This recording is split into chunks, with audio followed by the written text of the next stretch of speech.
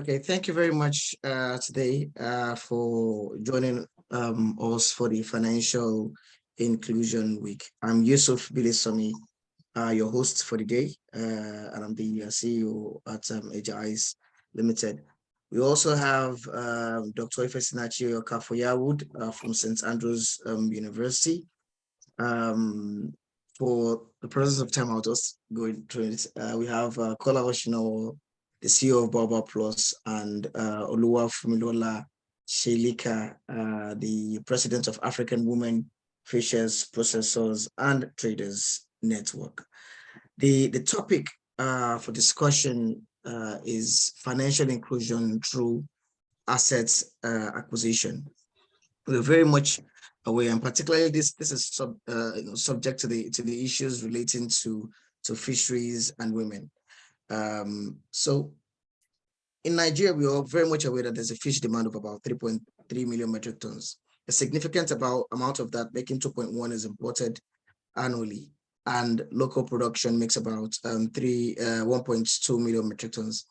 The problem of fisheries and waste is significant across the world. Globally, there's a waste of about 59.8 million metric tons, and 65% of that, which is 38.9 million metric tons, is largely due to lack of cold chain.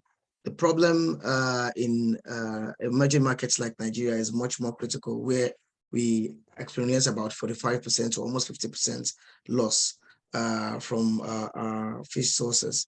And it's across the value chain. Unfortunately, women are caught in this cycle of delivering this value to clients and have to struggle more than others. The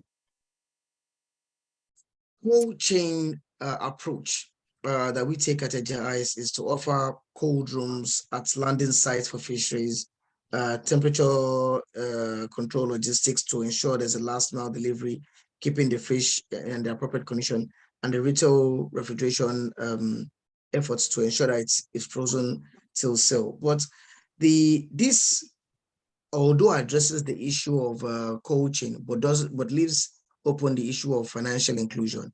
And that's where we think there is a unique opportunity with our products to make room for financial inclusion through assets acquisition.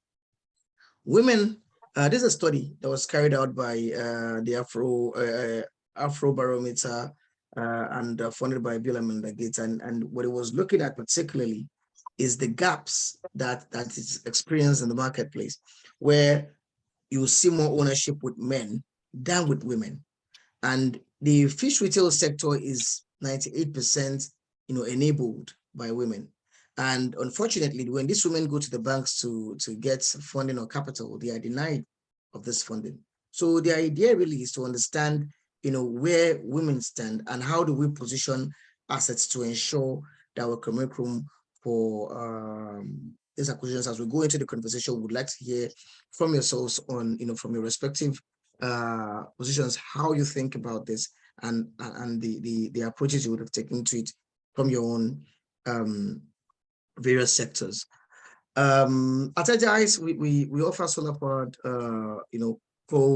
phrases in that approach, where we have a credit sale approach, where the buyer takes the product on credit and pay over a period of time.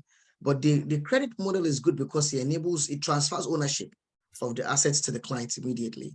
And in that way, the client can then, with that ownership, go to the bank to get softer loans, because there's a need for collateral for them to get funding. And that's what makes that difference. So that sense of ownership of collateral makes room for asset acquisition, for other subtle funds to keep the business running. So these are our solar powered phrases, our solar powered tricycles. I will not go into the video for this session to save time, but these are use case scenarios from our tricycle, where you can see how it's being used at L&Z farms in Kano, and also in Food Concept, which runs a few brands in Nigeria. The fleet management solution, the cold rooms, and the key 3 items that we do deliver and the digitalization that enables it to enable the whole idea behind, asset acquisition and financial inclusion. There needs to be a well-structured digital platform behind that for traceability and accountability on the side of the retailer to enable that credit sale process take place. Our products are recognized by the fellow institutions. These are some of the impacts that our product has delivered over the years. CSR activities that we do to further enhance support across the value chain. And myself, these are the board members. And yes, that's it for me. I hope this creates the backdrop of the conversation to have. And if that's okay, then I would open up the floor for discussions and questions. Is that okay? Yes. Yeah. Thank you. All right. I would start with Oluwafunmilola. From your own experience as the president of the the AWFishnet program in Nigeria, how do you see this as a problem? Is this really a problem in terms of, one, the need for cooling, and two, the financial inclusion that women experience, and now this model of financial inclusion through asset acquisition could address that? Do you deem that as a problem? Okay. Good afternoon once again, everyone, or good evening, as the case might be. Thank you once again, Mr. Yusuf, for this opportunity. Even though I can't see my screen is blank, and I don't know if you could see my video, but that's fine. See it clearly. We can see it clearly. Oh, okay, that's good. I think it's not really, I wouldn't say it's a problem, but it would solve the problem more like. But if I have an understanding of what the format might be or what the requirements might be, that would help me to be able to say, yes, it might be a problem or not. Well, I have a bit of banking history. I've worked in the bank years back, Oceanic Bank to be precise. And I know basically what has been the issues for women when it comes to funding is that they don't meet up with the requirements, because half of the time, there's some things we tend to neglect while running business. But I know a lot of trainings have gone that way, and so many of us have learned how to really keep our records, and that would help us to get fundings. But just like you've said, assets, women are not good with assets. We tend to tilt towards the men. It's favorable to the men due to our African culture, whereby a woman is not allowed to own her own asset. It has to be either it's for a husband or she doesn't just have it. So I'm thinking if I can understand clearly that you already have something that could actually address this and both these issues, yes, cold chain is very, very important and paramount, because that's one of the ways that we could reduce post-harvest losses and the waste in the fishery sector. Because by the time the fish are being brought out of the water, I think about 4 minutes after a fish has been caught, it starts deteriorating. So by the time it gets to the riverbank, if they cannot keep it in a stable form, then it starts to rot. But with a cold chain in place, it gives them that hope that they can still keep the fish to sell it the next day. And that would help them to earn the right prices for those, for their products. And if I heard you clearly saying you have a financial structure in place that could actually help the women to be able to secure your own products that you have for them, that would also help their own finances. I think that would be a good one. And I could boldly say, and it's been captured in data, that women get to repay back their loans better off than men. So I think I'll leave it at that. Thank you. Very much. Thank you very much for that good summary. On the next question, I would move to Dr. Ifesinachi from an academic perspective to give us, the your thoughts. Now that at least there's some clarification as to the challenges in the marketplace, and an affirmation from Mrs. Shekila, about that this does happen. There are gaps.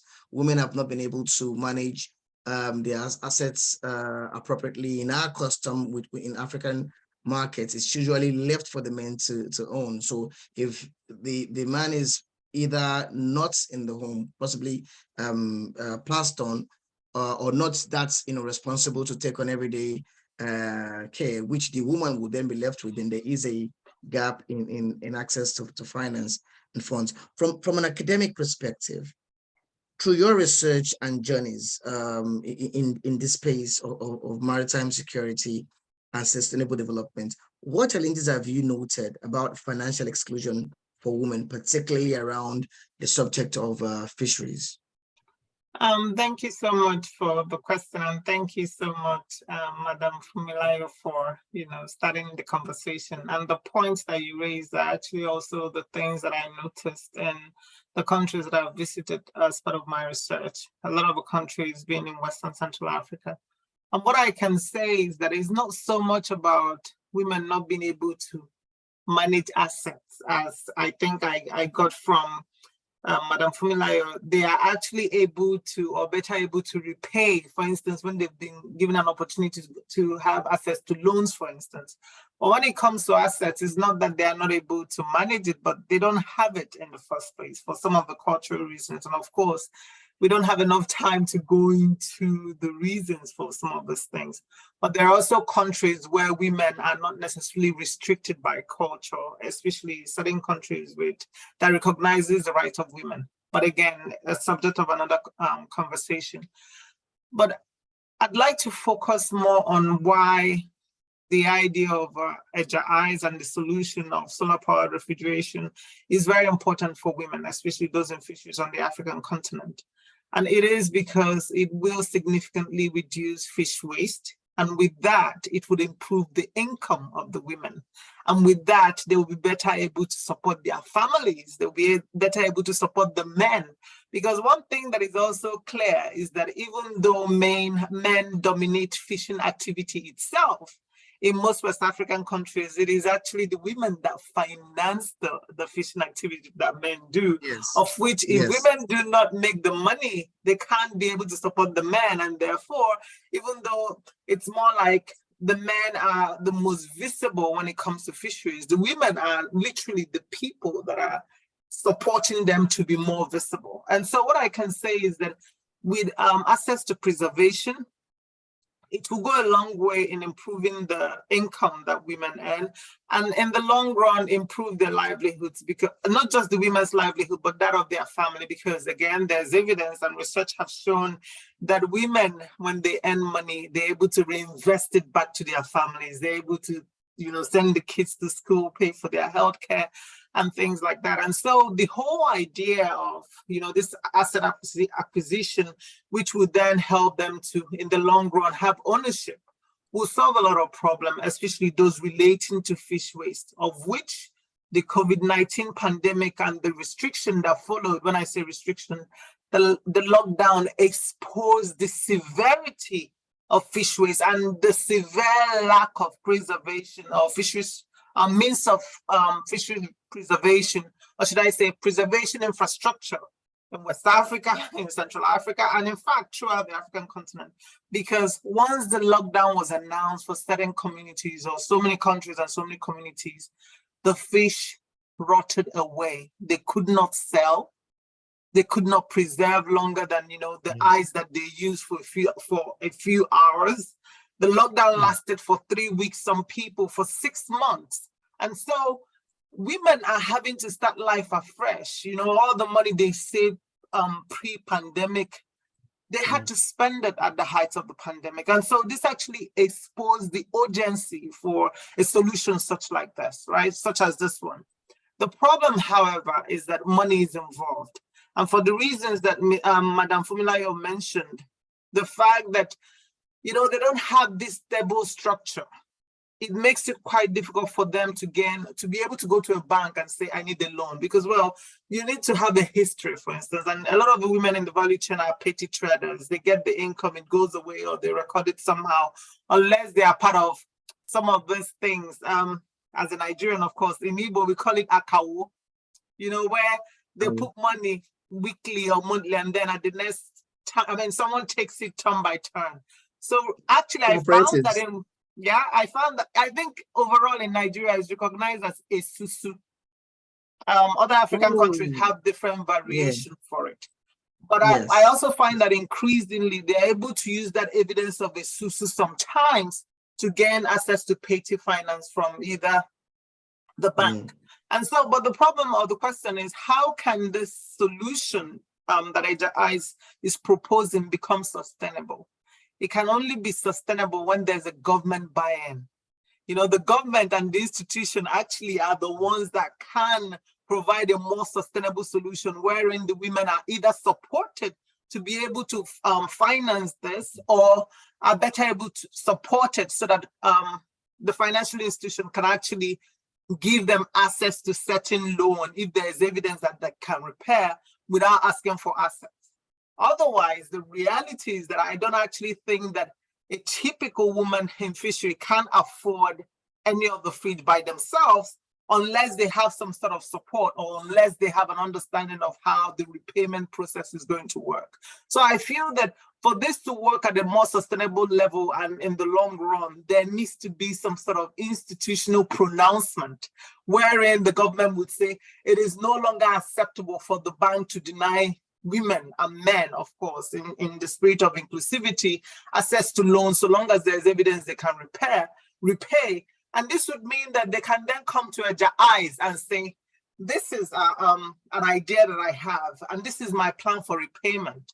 And so this might then be able to work together because they have an already established financial institution that is probably able to back their idea or back their ability to purchase or approach Eja-Ice or go through this process without requiring a collateral in the first place. And then when they've completed this whole process, they can now have a collateral, which if in the future there's anything or any reason that allow or warrants them to want to maybe gain access to a loan from a bank, they have that asset. I hope this makes sense, but I feel that for us to get to the point where we have a sustainable solution that is long lasting, that is not something that is maybe going to fizzle out in a couple of years, then there's a need for institutional support. There's a need for the government to ensure that financial institutions actually change their attitude towards financing women in the value chain or women in fisheries generally. I hope this helps. Thank you. Thank you very much, Dr. Ifesinachi. Actually, next time, I think we should bring somebody from the CBN to join this session so they feel the pressure a bit more than they usually do. So talking about finance and all the pressure you put on finance, I can see the CEO of Baobab, gesturing. But the question is now to you. From financial services perspective, how many of your consumers are female? And from your own experience, do female clients pay better than male clients, considering, and what other considerations particularly do you have for women? Or more importantly, what are you doing to support financial inclusion for women in your organization? Yes, please, if you don't mind, if you would like to make a decision of what Baobab is before you start, that would be kind. Thank you. Okay, thank you very much. I was actually going to do that so that I quickly distinguish between Baobab and Baobab Plus.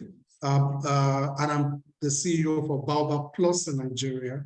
Baobab Plus is in 6 countries across Africa, and it's part of the Baobab group, which is a financial services group. In that group, you also have the Baobab Microfinance Bank. So I'm not the CEO for Baobab Microfinance Bank. So it's a sister company, but we do work together.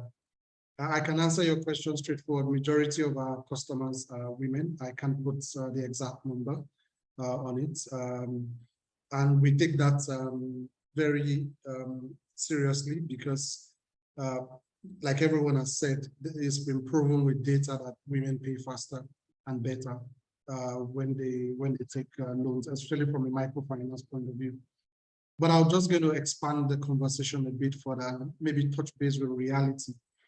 And I do agree with the previous speakers that it is important that we recognize as a cultural issue when it comes to asset acquisition generally with women in Africa. Is that changing? Yes. Are we there? No. So, but it will take a bit of time for us to get there. It's not only affecting asset acquisition, it affects financial inclusion generally. We even see that when we are talking about cash in, cash out agency network. And there's a whole CDN document and Nigeria's roadmap to becoming financially included at the rate of 90% by 2030. So it is a big issue, especially on the financial inclusion side. But the reality is this: the banks, yes, we want them to become impact focused, but the reality is that they are running a business. And every single commercial bank would always, I mean, they are not a charity, so they will always balance between credit and risk. And for any bank to be sustainable, the first thing they want to look at is the risk factor. So the question is, how do we mitigate the risk of this women who may not have the traceability of income? And that takes me all the way back to the beginning of the issue, which is the traceability of their income. Not that they don't have income, that can enable them to get financial support, but it's just that that income has not been traceable to the financial institutions in order for them to see how big this. If you go to downtown Lagos Island and you see the women that sell textile, the banks recognize them because from identity, and it starts from there. How do we identify? How do they identify themselves to financial institutions? Because some of them might not even have financial identity or digital identity, which leads to traceability of income, traceability of transactions. And traceability of transactions allows you to quantify the ability to repay. And a lot of banks run away from this because this doesn't exist. Yes, we might say that they might be lazy in terms of following through and making sure that this happens. So I think the first problem we need to solve and helping these women in this cool energy space is to ensure that we're able to help them trace their income.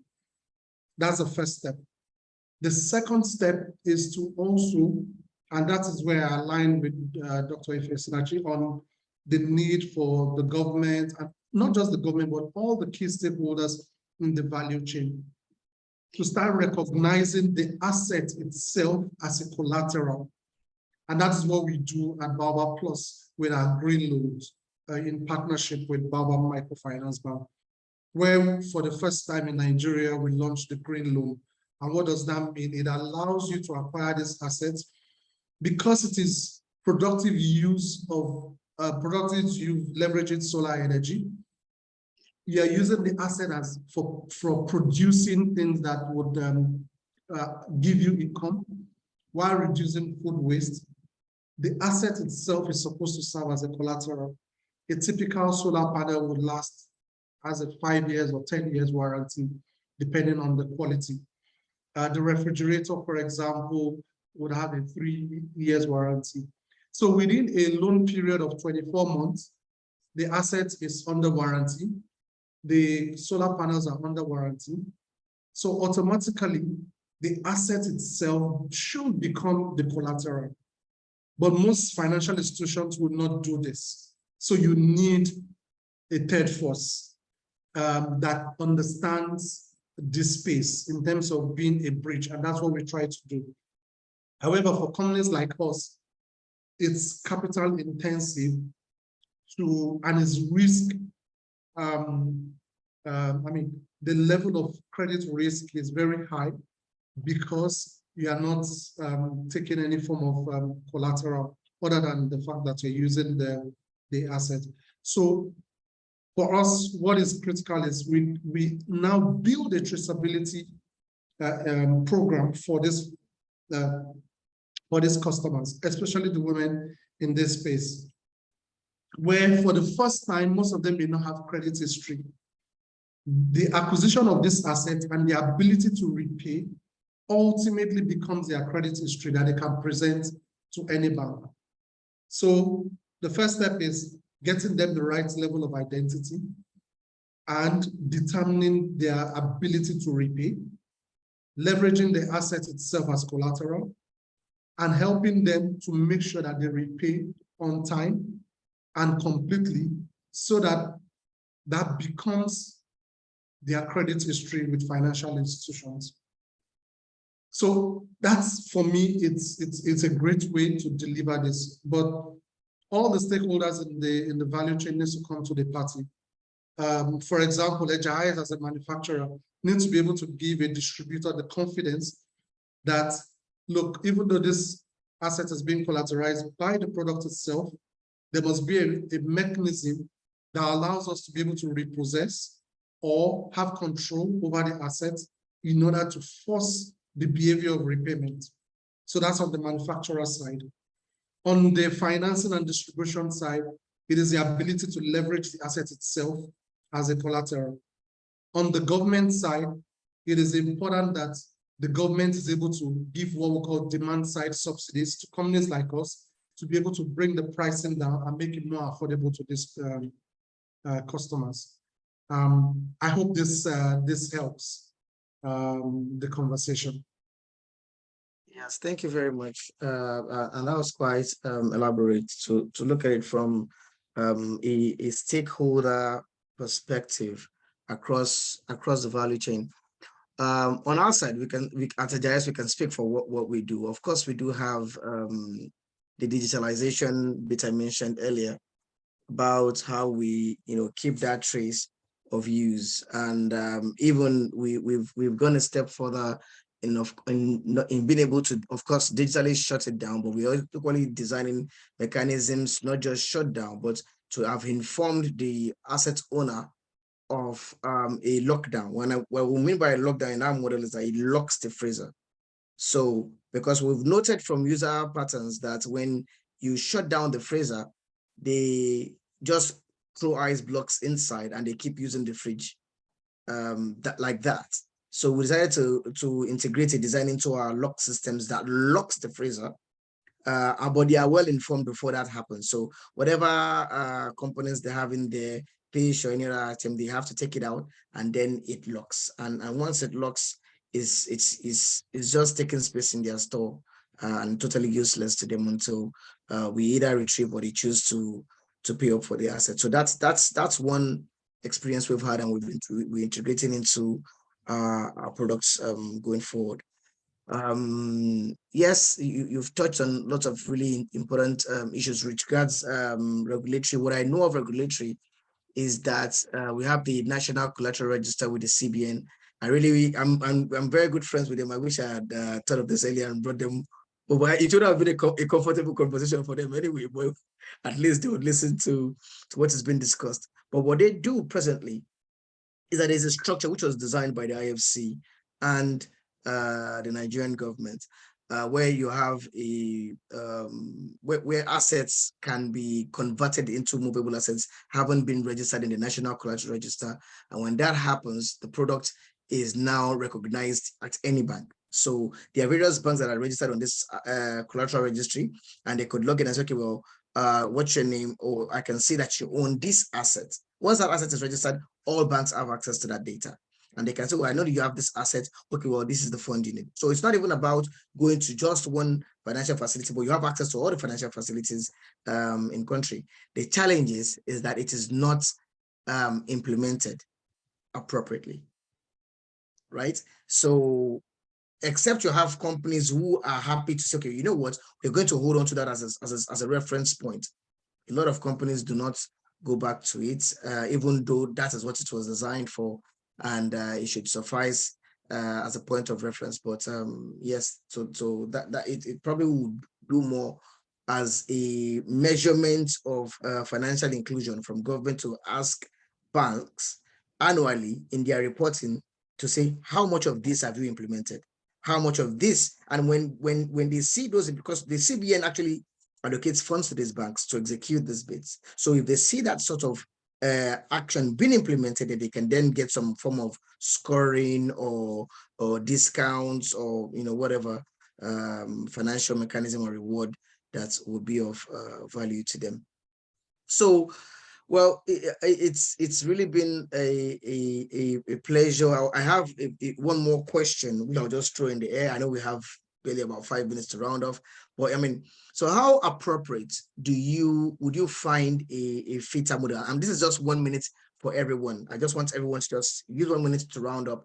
How appropriate do you find a FITA model that Eja-Ice has developed into its own product delivery scheme, whereby once that product is registered, you can then go back and raise, get subtotal fund, for example, to buy fish from the fish also, because that fund that the fish retailer receives from the bank goes back into the procurement of fish at the landing site. So it's enabling that fisheries economy from procurement to then retail, and once that profit is earned, then they can pay back to the bank over a period of time. So the financial inclusion through asset acquisition model, how appropriate do you deem this? Everybody's got 1 minute. I'll start with Madam Oluwafunmilola. I'm sorry. Oh, that's fine. Okay, that's fine. Thank you so much. I think it actually makes a lot of sense, because it's going to help the woman feel recognized. Yes, we've had a lot of conversation about the CBN, I wouldn't want us to actually go into that, but I could say of a fact that what you have, that model, I think would work. And I would also like to suggest that rather than asking them to take out their fish before you lock the freezer, lock it with their fish in it. That will make them hasten up, pay you up, and keep using it, because that's why they need it. It's not for them to have it take space in their store. When you do that for them, I bet you 2 or 3 days, I'm a woman, so I'm talking from the place of experience, she would get that money and get it on. From Baobab, he would understand what I'm saying. From Lapo savings, they have a brutal way of retrieving their funds. Yes. So I think that's one of the things. Well, we'll talk more about this at the time we're about to start implementing this plan, and then we'll find a way to work around it so that it's a success and a win-win, both for the manufacturer and both for the user, and also for the banks to get their money back. Great. Thank you very much. That's a perfect user customer feedback. Thank you very much. That is gold. Thank you so much. Dr. Ifesinachi, 1 minute. Yeah, thank you so much for the recommendations. I've found the conversation really fascinating and learned so much from it. But I'm hoping that we'll never get to the point where we'll, of course, have to lock up the woman's fish in the freezer. Exactly. Yeah, because the whole idea of this conversation is to ensure that we don't push women to already what they're doing now, which is, going to high rate interest and exposing themselves to threats that when they don't pay back, there's actually risk to their personal security, and they do all sorts to be able to pay back. So here is hoping the main thing when we get to that level, it comes with education that helps them understand the need to pay back. Otherwise, they're taking away the opportunity for others to benefit from it. I'd like to conclude my idea or my contribution by saying that the first necessary step really have to come from the government. They have to, show the private sector that they are willing to walk the talk on gender equality, gender equity, and financial inclusion. And once those policies are put in place, once the private sector already see the signs, the financial institutions being included, they will go a long way in supporting women and hopefully improve things for the better. Thank you. Thank you very much. Thank you very much for that. 1 minute. Okay, I won't use 1 minute. I think the first thing is, so far we've not had to lock up anybody. or the freezers. But two things always happens. If you don't give great after-sales service, then this women would ultimately impact their business, and you don't blame them if they don't pay because the product does not work as it's intended to. So far, we've not had any of those issues.